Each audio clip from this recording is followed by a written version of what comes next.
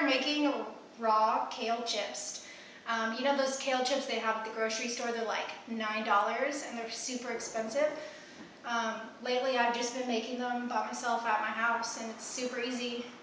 Just to go over some of the ingredients, I took 1 red bell pepper and I finely chopped it. Ideally you want to use a Vitamix or like a high-speed blender. I don't have one, so I use a food processor. It works just fine.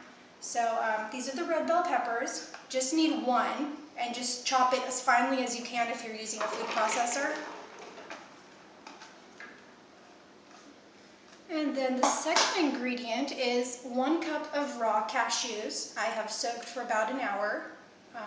When you soak seeds, it just basically makes the ingredients more bioavailable for your body to use. So it's actually healthier if you can soak your seed for about an hour.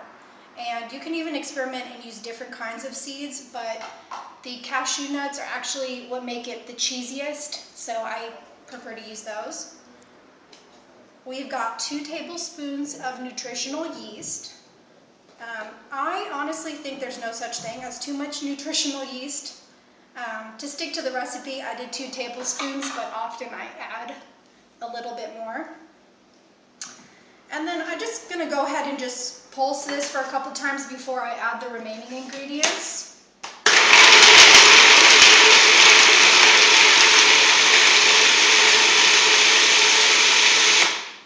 Okay. This agave, you want to use about a tablespoon. It's optional. I do like the taste of it in the nuts. If you are on a low sugar diet, you can always not do it. They taste perfectly fine. So just a tablespoon.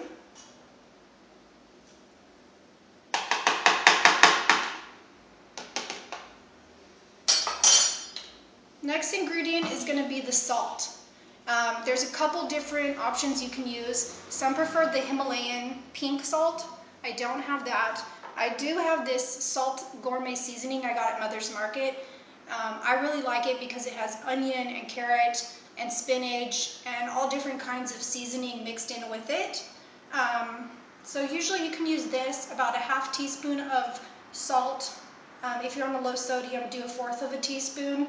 You can even just do celery juice. If you have a juicer, that's probably even healthier salt alternative. You can also just put, 1 stalk of chunked celery, and that's actually a really healthy salt alternative too. There's also the nama shoyu, which is basically unpasteurized Japanese soy sauce. It has all the probiotics that yogurt has, that kombucha has. So this is another alternative to get that good bacteria in your system. But I really prefer just this gourmet seasoning. If you don't have an all-inclusive seasoning, you can also add 1/4 teaspoon of onion powder. You can really just experiment and make your own to see what you end up liking. That's what the good thing about these chips are. You can add jalapenos to it. You can add turmeric. You can add garlic powder. Whatever you like to add, you can add. Then the next ingredient, you are going to need apple cider vinegar or lemon. I don't have any lemon, and I actually prefer to use this. You just want to make sure you shake it because the stuff gets down at the bottom. It's also unpasteurized. That's why I like this brand, because everything is raw and all the nutrients are available. So I usually do about 2 tablespoons. You want to probably be on the lower side because you don't want to make it too sour. Then you can always add more later. So I did 1.5. And then the last ingredient, you want to be really careful because this is super spicy and it kind of heats up when you put it in the dehydrator. So I usually do 1 to 2 little things. You can always add more, but like I said, it's better to be safe than sorry. You just want to make sure you also have enough liquid. You can always add a little bit of water. I'd say probably a teaspoon or 2 teaspoons of water.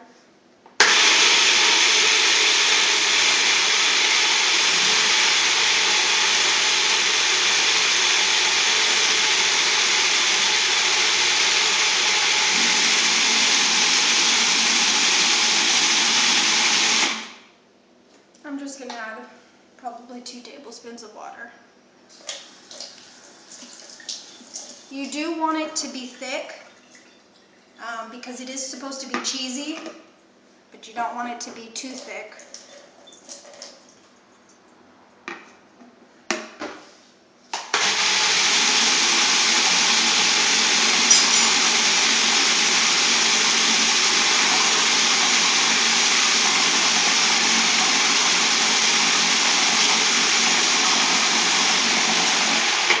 Okay, now it's the fun part. I'm going to let you go ahead and show them what the consistency is, if you want to just look at it.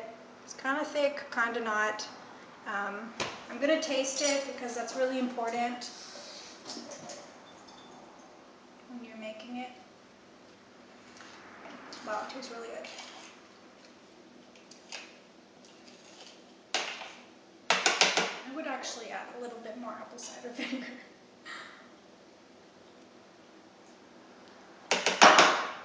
And then just pulse it.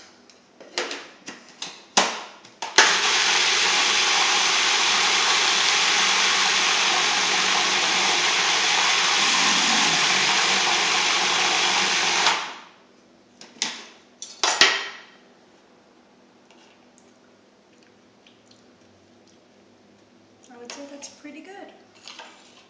Pretty good. Okay. Now, if you have a spatula, which I don't, you want to scrape the inside of the food processor and I'm just going to use my hand because this works just fine too.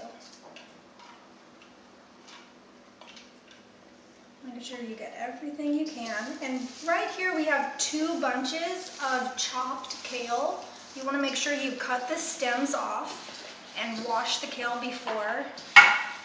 And then if you see, you really want to get a big mixing bowl because it's a lot of kale and you have to really get the cheese just on each piece. There's going to be chunkier pieces with more cheese on it, but it's totally fine because the chunky pieces are just as good as the pieces that don't have a bunch on it.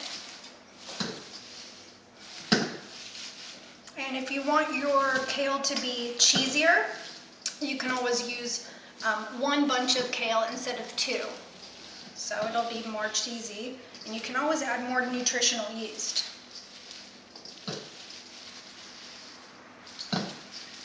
Okay, now that you've got that all mixed, the next step is we're going to put it in the dehydrator. Dehydrator I have is the Excalibur, and it's a 5-tray Excalibur. So basically, you're only going to need 2 of the trays, so I took out 3 of the trays. You're going to take them out, and I've got parchment paper. You just roll out the parchment paper and set it. It's okay if it's, folding upward. When you put the kale on it, it's going to lay flat. It's going to act as a paperweight.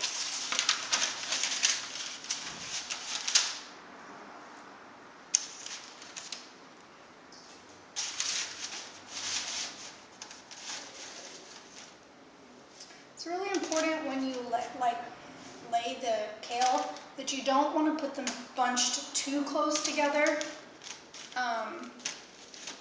just because it'll dry quicker in the dehydrator if you leave some space. See, I just set them on there. It really doesn't matter. It's super easy to make. Just get your hands dirty. It doesn't matter. And oh, there goes kale. If you have to stack them, it's okay. It just, like I said, it just makes it dehydrate a little bit longer. And some pieces of kale do have more cheese on it, which is really awesome when it's finished.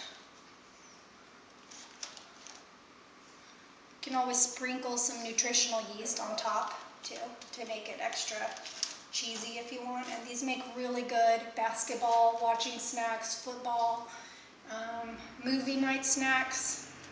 And it's ready in about an hour. 24 hours actually. It's ready in about 24 hours.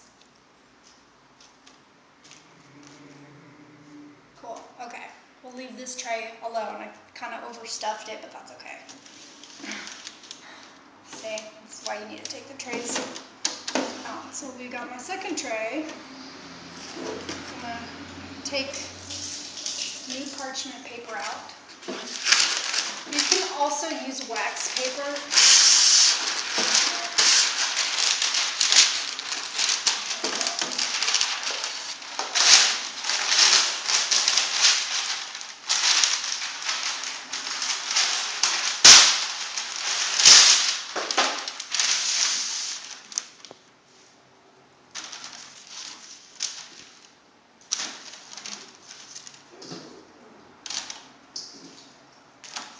This one has plenty of room, so you can even move kale that you put on the one tray back to the other tray so that it's more evenly distributed.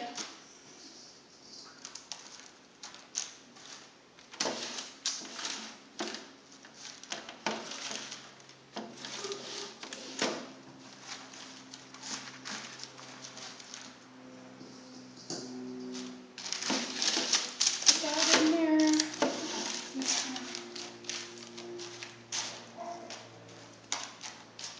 Cool. So now the hard part is over.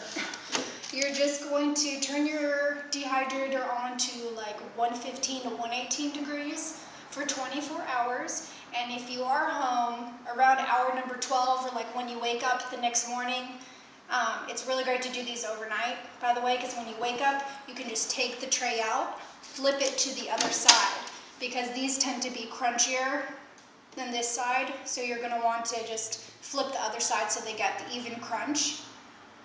And I'm just going to turn the dehydrator on so you can hear the noise.